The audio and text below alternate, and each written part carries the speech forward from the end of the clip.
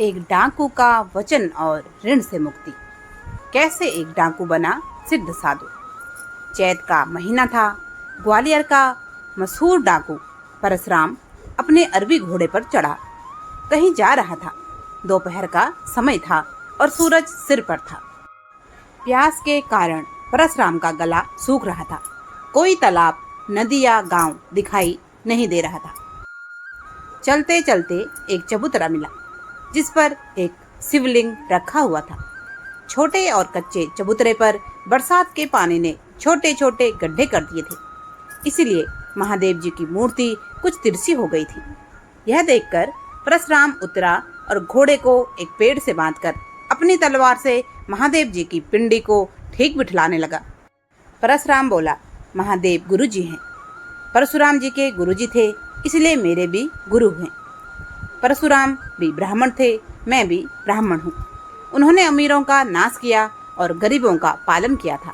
मैं भी वही कर रहा हूँ, पर मूर्ख लोग मुझे डाकू कहते हैं। सरकार ने मेरे ऊपर 30,000 रुपये का इनाम रखा है। सरकार भी अमीरों के पालक और गरीबों की मारक है, इसलिए वे भी मुझे डाकू कहते हैं। डाकू मैं हूँ या वह हैं, इसका निर्णय कौन करेगा? खैर कोई नहीं, कोई परवाह नहीं। जब तक भगवान शंकर गुरु जी का पंजा मेरी पीठ पर है, तब तक कोई परशुराम को गिरफ्तार नहीं कर सकता। लेकिन क्या मैं आज प्यास की मारे इस जंगल में मर जाऊंगा? मेरे 15 साथी, जो सब पढ़े लिखे और बहादुर हैं, अपने अपने घोड़ों पर चढ़कर मुझे खोज रहे होंगे। जब वो मुझे इस जंगल में मरा हुआ पाएंगे, तब वे बड़े दुखी होंगे। बाबा गुरुदेव, एक लोटा पानी के बिना क्या आप आज मेरी जान ले लेंगे? इतने में वहाँ एक बुढ़िया आई। उसके हाथ में एक लोटा जल था और लोटे के ऊपर एक कटोरी थी जिसमें मिठाई रखी थी। परशुराम, बूढ़ी माई, तुम कहाँ रहती हो? बुढ़िया, थोड़ी दूर सेखुपुर गांव में। परशुराम, यहाँ क्यों आई हो? चबूतरे पर पानी और मिठाई रखकर बुढ़िया बैठ गई और रोकर बतलाने लगी। बेटा, मौत के दिन पूरे कर रही हूँ। एक लड़का था और बहू थी। लड़का तुम्हारी ही उम्र का था। उसी ने यह चबूतरा बनाया था और कहीं से लाकर उसी ने महादेव यहाँ रखे थे। रोजाना पूजा करता था। एक बार गांव में प्लेग फैला। बेटा और बहू 10 साल की कन्या को छोड़कर चल बसे। रोने के लिए मैं रह गई। तब से बेटा, मैं तब से रोज आती हूँ और एक लोटा पानी चढ़ा जाती हूँ। इस साल बैसाख में नातिन चंपा का ब्याह है। घर में कुछ नहीं है, न जाने कैसे महादेव बाबा चंपा का विवाह करेंगे।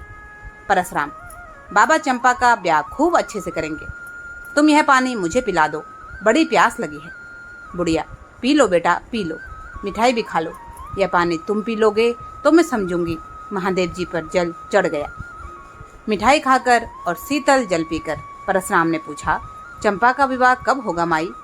बुढ़िया, बैसाख की पंचमी को टीका है। केसरीपुर से बारात आएगी। परशुराम, विवाह के लिए तुम कुछ चिंता मत करना। तुम्हारी चंपा का विवाह महादेव ही करेंगे। बुढ़िया, तुम कौन हो बेटा? तुम्हारी उम्र 1000 साल हो। गांव तक चलो, मैं तुमको कुछ खिलाऊं। भूखे मालूम होते हो। परशुराम, भूखा तो हूँ, पर गांव नहीं जा सकता। मेरा नाम परशुराम है। लोग मुझे डाकू कहते हैं। आगरा के कप्तान यंग साहब, जिन्होंने सुल्ताना डाकू को गिरफ्तार किया था, 30 सिपाहियों के साथ मेरे पीछे लगे हुए हैं।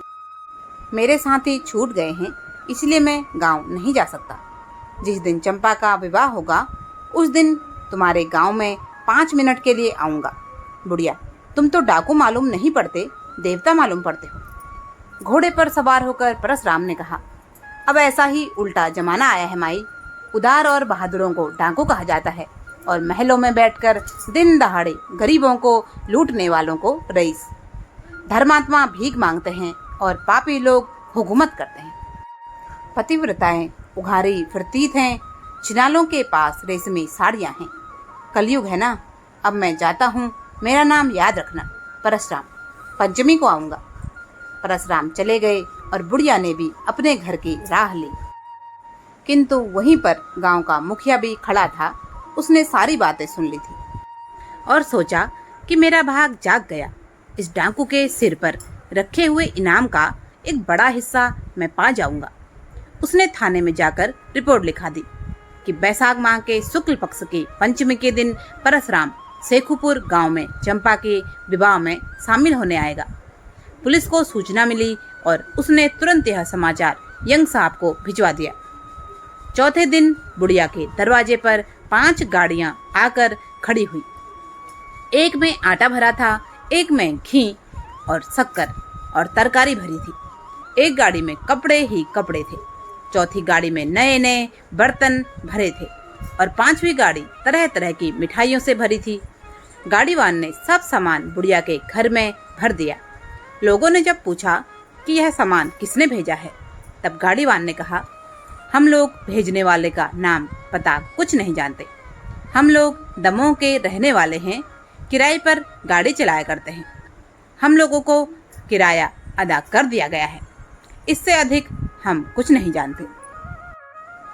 गांव वालों को भले ही पता ना हो, पर बुढ़िया और गांव के मुखिया को अच्छी तरह पता चल गया था कि यह सब सामान परसराम ने भिजवाया है। उसने पुलिस को दोबारा चिट्ठी लिखी। आज चौथे के दिन परसराम ने विवाह की सारी सामग्री भेज दी है। कल पंचमी के दिन सुबह को जब चंपा के फेरे पड़ेंगे तो उस समय कन्यादान करने खुद परसराम के आने की उम्मीद है। 5 मिनट के लिए गांव में आने का उसने वचन दिया है। चाहे धरती इधर की उधर हो जाए, पर परसराम का वचन झूठ नहीं हो सकता। चौथे की रात में मिस्टर यंग साहब अपने 30 सिपाहियों के साथ शेखुपुर गांव में आ धमके। उन सबों ने घोड़े के सौदागर का भेष बनाया था। मुखिया के दरवाजे पर वे लोग ठहर गए। गांव के लोगों ने जाना कि सौदागर लोग किसी मेले में जा रहे हैं। मुखिया और चौकीदारी के सिवा असली भेद कोई नहीं जानता था। पंचमी का सवेरा हुआ। परसराम ने जो ही घोड़े पर चढ़ना चाहा, त्यों ही छींक आ गई। एक साथी जिसका नाम रहीम था, पेशावर का रहने वाला था। घोड़े की सवारी में और निशाना लगाने में उसका कोई मुकाबला नहीं था। रहीम ने परसराम को रोकते हुए कहा, कहाँ जा रहे हैं आप? परसराम, तुमको तो सब मालूम ही है, शेखों गांव पर जा रहा हूँ। रहीम, मत जाओ, छींक हुई है। परसराम, बहादुर होकर भी छींक से डरते हो? रहीम, बात यह है कि यंग साहब अपने 30 सिपाहियों के साथ इधर ही गए हैं। उन लोगों ने सौदागरों का स्वांग बनाया है, मगर मेरी नज़र को धोखा नहीं दे सकते। मालूम होता है मूर्ख बुढ़िया ने आपके मिलने की बात पूरे गांव में बता दी। परसराम, संभव है तुम्हारा अनुमान सही हो, लेकिन इस डर से मैं अपने वचन को तोड़ नहीं सकता। 1 लोटा पानी से उऋण होना है। रहीम, अच्छा तो मैं भी आपके साथ चलता हूँ। परसराम, तुम वहाँ क्या करोगे? रहने दो, तुम यहीं रहो। रहीम, जो वक्त पर साथ दे वही साथी है। मैं आपको अकेला नहीं जाने दूंगा, नमक हरामी नहीं करूंगा। आपकी जान जाएगी तो पहले मेरी जान जाएगी। दोनों स्वर से खूब की ओर चल दिए। वह उस समय बुढ़िया के दरवाजे पर पहुंचे जब चंपा के फेरे पड़ गए थे और कन्यादान का समय आ गया था। अपने घोड़े की बागडोर रहीम को पकड़ाकर परसराम उतर पड़े और घर में घुस गए। 5 मोहरों से परसराम ने चंपा का कन्यादान किया और वह बाहर जाने लगे। गांव वालों ने जान लिया कि इस व्यक्ति ने ही 5 गाड़ियों में सामान भेजा था। श्रद्धा के मारे उन लोगों ने परसराम को घेर लिया। मारे खुशी के बुढ़िया की बोलती बंद थी। एक आदमी बोला, वह मालिक, बिना जलपान किए कहाँ जा रहे हो? दूसरा आदमी लोटा लिए चरण धोने के उपाय करने लगा। तीसरा आदमी परसराम को बैठने के लिए अपना सफा धरती पर बिछाने लगा। चौथा आदमी दौड़ा तो एक धोने में मिठाइयाँ भर लाया। परसराम ने कहा, कैसे पागल हो तुम? जिस कन्या का कन्यादान किया उसी का भोजन कैसे करूँगा? इतना कहकर वह घर से बाहर आ गए। घोड़े पर चढ़ते चढ़ते परसराम ने देखा कि यंग साहब ने दल बल समेत उनको घेर लिया है। परसराम ने उनको ललकार कर कहा, है दम तो गांव के बाहर अपनी बहादुरी दिखलाओ। इसके बाद रहीम के साथ परसराम ने घोड़े की एट लगाई और गांव के बाहर हो गए। साहब ने पीछा किया। सब लोग घोड़े पर सवार थे। तड़ातड़ गोलियां छूटने लगी।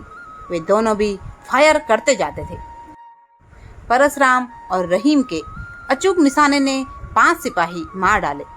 परशुराम को भगाने का अवसर देने के लिए रहीम ने अपना घोड़ा पीछे लौटाया और वह सिपाहियों के साथ जूझने लगा। सब लोगों ने उसे घेर लिया। दनादन गोलियां छूटने लगी। 3 सिपाही रहीम ने मौत के घाट उतार दिए। खुद के शरीर में 4 गोलियां घुस चुकी थी। एक गोली घोड़े को लगी। घोड़ा और सवारी दोनों मरकर गिर पड़े। तब तक परशुराम 1 कोस आगे निकल गए। साहब ने रहीम को वहीं का वहीं छोड़कर परशुराम का पीछा किया। 3 कोस के बाद परशुराम दिखाई पड़े। साहब की गोली से परशुराम का घोड़ा घायल होकर गिर पड़ा। परशुराम पैदल चलने लगे। आगे नाला था, 5-6 गज चौड़ा और 30 हाथ गहरा। बरसाती पानी से उस नाले में तूफान आ रखा था। परशुराम ने कूद कर उसे पार करना चाहा, परंतु पैर फिसल गया और वह खंडल में गिर पड़े। किनारे पर यंग साहब आ खड़े हुए। नीचे अंधेरा था, साफ साफ दिखाई नहीं पड़ता था। जो ही सबके सब नीचे झांका, त्यों ही परशुराम ने गोली छोड़ दी। साहब तो बच गए, मगर उनका टोप उड़ गया। सिपाहियों ने गोली छोड़ी। परशुराम एक किनारे छुप गए। फायर खाली गए। साहब ने कहा, 30 हाथ नीचे गहरा गिरा है, फिर भी निशाना मार रहा है। शाबाश बहादुर, शाबाश। तब तक परशुराम ने आवाज के निशाने पर गोली छोड़ दी। साहब के पास एक सिपाही खड़ा था, उसकी खोपड़ी उड़ गई। साहब ने कहा, हमारे 9 आदमी मारे जा चुके हैं और डाकू का 1 आदमी मरा है। एक सिपाही था राजपूत। उसने आगे बढ़कर कहा, मिट्टी गिराकर डाकू को दबा देना चाहिए। आवाज का निशाना साध कर परशुराम ने गोली छोड़ी। राजपूत सिपाही बेचारा मरकर गिर गया। साहब ने कहा, वेल परशुराम, तुम बाहर आ जाओ। हम तुम पर बहुत खुश हैं। तुम एक बहादुर और बात का धनी आदमी हो। हम तुम्हारे निशाने पर खुश हैं।